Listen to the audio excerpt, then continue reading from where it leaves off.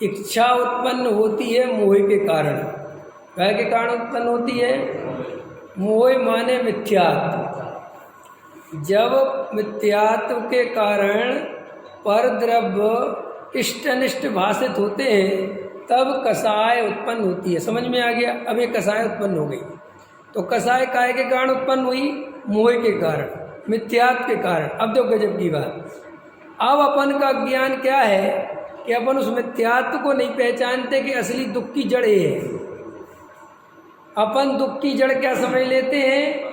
वो पर पदार्थ जो हम चाहते हैं। मैं चाहता हूँ कि मेरे मकान, बड़ा मकान मिल जाए, ठीक, मुझे बड़ा मकान मिल जाए, इच्छा उत्पन्न हुई। अब बड़ा मकान मिल नहीं रहा तो मेरे को क्या लग रहा है? मेरे दुख का कारण क्या है? बड़ा मकान नहीं मिलना, ये है ना।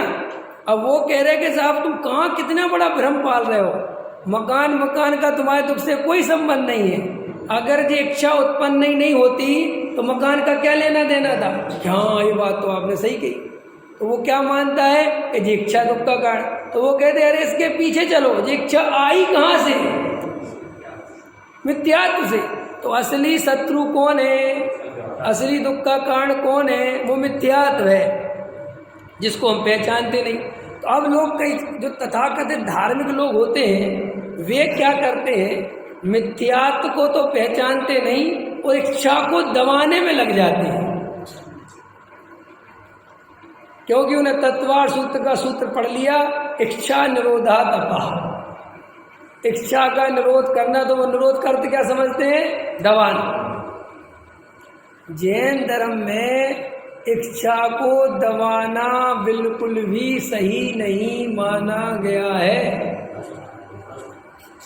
क्योंकि जैन दर्शन की विशेष प्रकार की जो व्यवस्था है, जो वस्तु का स्वरूप है, तो उसकी प्रबल फिलॉसफी है, वो ये है कि इच्छा को दबाने से इच्छा मिटती नहीं है, उल्टा कई गुना बढ़ के और इकट्ठी हो जाती है। रोग को दबाना है वो, इच्छा को दबाना। और अधिकतर मिथ्या दृष्टि संत साधु त्यागी वृत्ति इच्छाओं का दमन करते हैं। अंदर इच्छा तो बहुत है, लेकिन नरकादि के भय से। और कई लोग ऐसा मानते हैं, पढ़ना वो क्या करता हूँ, सुनाना पारस क्या है? सोचा करता हूँ भोगों, ऐसे है ना। हाँ,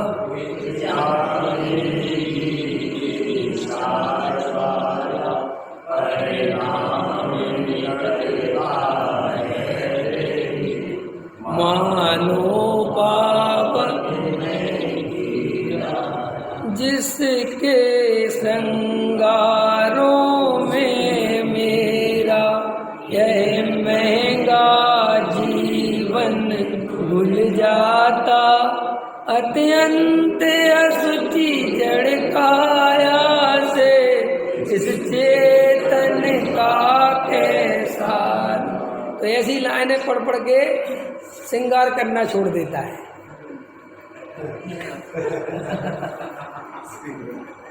और मैं लाली लिपस्टिक नहीं लगाऊंगी, बहुत पाप लगता है।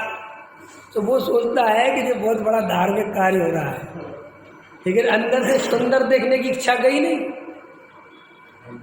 जड़ तो वो, बीमारी तो वो है, उसको वो तो समझ में आती नहीं। मैं तो उदाहरण दे रहा हूँ ताकि समझ में आ जाए। ये कई महिलाएं होती है लाली लिपस्टिक वगैरह छोड़ देना चाहिए, उनके पक्ष में नहीं हूं मैं, लेकिन वो जैन धर्म नहीं है। वो जैन धर्म तुम्हारी लाली लिपस्टिक से उसे कोई मतलब नहीं है। वो तो कहता है कि अंदर में जो सुखी सुंदर दिखने की इच्छा है, असली जड़ तो वो है। अगर तू लाली लिपस्टिक छोड़ भी देगी तो महान नहीं हो जाएगी। तो उसकी जगह क्या लगाते हो फिर? हैं कुछ लिप लॉक? अच्छा, लिप लॉक होता है कुछ, है कह रहा लिप लॉक होता होगा, अब हमें तो पता नहीं, समझ में आया? तो वो लगाएगा, है ना। वो और भी आते होंगे जो भी के साथ ऐसा फिर ढूंढता फिरेगा दुकानदार, जी हमें वो ऐसी वाली लिपस्टिक दिखाओ जो शुद्ध हो। शुद्ध लिपस्टिक भी होती होगी। अब बेबी बनाने वाले कहते हैं जो उनको दिखता है ना, कि ज्यादा पगला रहा तो कहते शुद्ध है, ले जाओ अब शुद्ध है। अब इसे दिखना तो सुंदर है, वही ऐसा है जी, मन शुद्धि, वचन शुद्धि, काय शुद्धि, आहार जल शुद्ध है। महाराज कहते लाओ, महाराज ये सही नहीं है। जब उसने बोला ना मन शुद्धि, वचन शुद्धि, काय शुद्धि, पाप उसे लगेगा। हमें तो गाने से मतलब अंत ऐसे बहुत होता है, ऐसा उसने बोल दिया मन शुद्धि, वचन शुद्धि, काय शुद्धि, हम कह रहे हैं महाराज ये सही नहीं है। कह रहा उसने बोला ना, अब पाप उसके से। ऐसे लिपस्टिक वाले ने कह दिया कि शुद्ध है, बात खत्म, अब उसके सिर उसके, हम तो अरे आदमी नग्नता का भी श्रृंगार करता है। नग्न हो गया, कपड़े उतार दिए, अंदर मिथ्यात्व है, तो नग्नता का भी श्रृंगार देखता है। खतरनाक बात है। आदमी के पास मैली कुचैली साड़ी हो तो भी उसे व्यवस्थित ढंग से पहनता है, किसी में सुंदर दिख जाऊं। समझ में आया? क्या समझते हो? नहीं आया ना? अब मिथ्या दृष्टि साधु होता है, उसकी वो नग्न होता है ना, नग्न, तो वो उस नग्नता से अपने को बड़ा मानता है। समझ में आया? कि तुम कपड़े पहने हो ना, देखो मैंने सब कुछ छोड़ दिया और देखो मैं ऐसा खड़ा हूं, और उसमें भी वो मिथ्या दृष्टि साधु आजकल देखते नहीं फेसबुक पे। समझ में आया?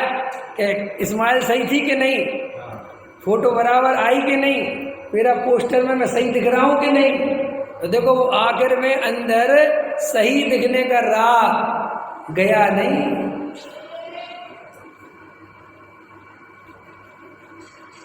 सही फोटो बनाना, सही लगाना। तो श्रृंगार, ये बाहर के श्रृंगार छोड़ने से आत्मा का श्रृंगार नहीं हो जाएगा। ये बाहर के तुम कसायों को दमन कर लो, इससे काम नहीं बनेगा।